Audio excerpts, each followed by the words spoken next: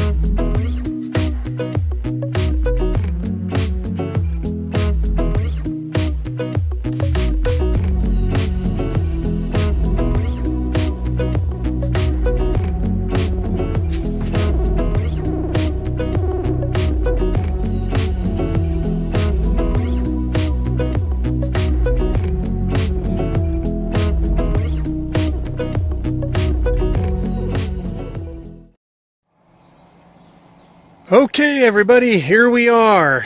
The interior frame, the frame of the white duck bell tent is now going to make it a yurt. You can see, let me come around here. I've got the original floor pulled tight. The frame sits within it, so the rubberized base goes around the outside so that water cannot get in. That's how it's sealed. At the base of each wall is an eye hook so that the guy wires, you can see all the way around, the guy wires that would normally come off of the tent and go to a stake. Right, I had them screwed to the deck, but they would normally go to a stake. Now they're going to come from the peak, and the peak will be high, come out to an outside wall, and then get pulled straight down. So the yurt frame itself is going to give it its rigidity and vertical walls. And I've got a extra heavy duty interior wall to handle the load of the peak. So the pole is now going to be up here 53 inches higher. So I'm going to have to lift it. I'll set it on this shorter one, readjust my position, my hand position, and get it up to here. It fits in this notch right here, this notch.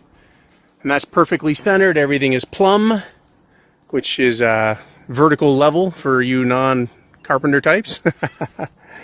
Anyways, it is, I'm in close, so it's really hard to get a good look at it. This area here, living room. This area here, kitchen. This corner, this corner area here from this doorway will be a bathroom, and then this will be the bedroom where I sleep. So once again, it's a tiny house concept, and I'm doing with White Duck's bell tent what they never intended to do with it. So this is where I go out on a limb and I make things up. So that's the top right there. It's folded up. I'm going to lift it up and spread it out, and I've got all of these 2x4s going from the exterior walls to the interior wall, so everything is plumb and rigid and ready to go. So all I have to do is get everything spread out, just like this was the new floor up here, and then get them started on the hooks, steadied, and then I can insert the center pole. And once it's inserted at the proper height and fixed in place, then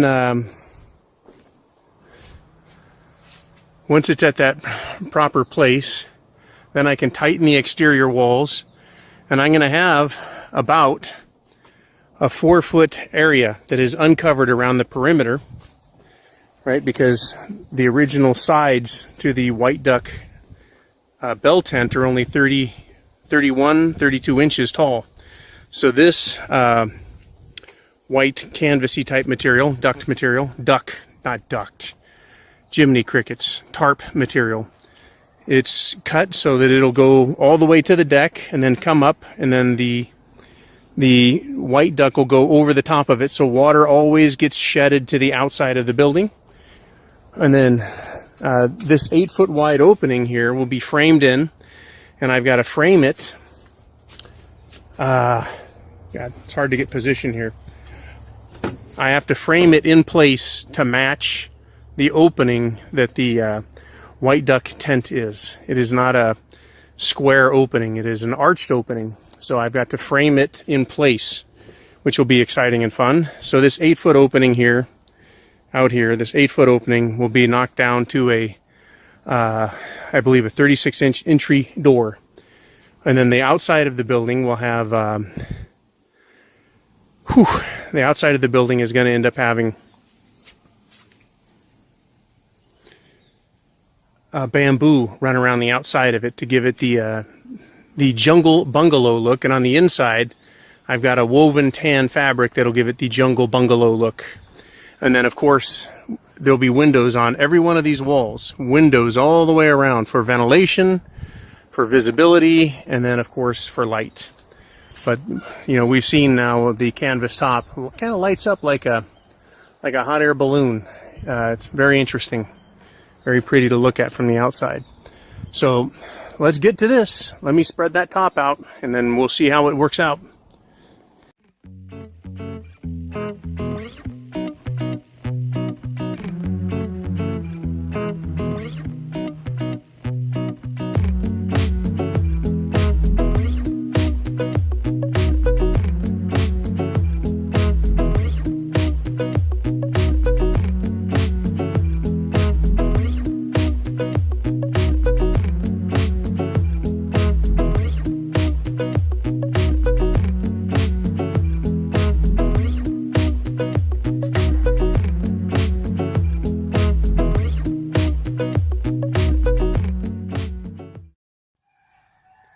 Well, framing up the yurt is now done. It's gone from a bell tent to a more of a yurt-like structure.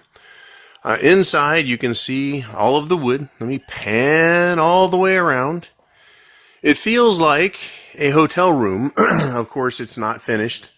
I've got a center wall here that is intended to carry a lot of the loads from the roof. So you can get a look across. That half of the room over here will be kitchen, and I've got the table set up right now with the temporary stuff that I eat and drink every day. But this opening will be framed in so that there's a 36-inch door in the middle of it, and that will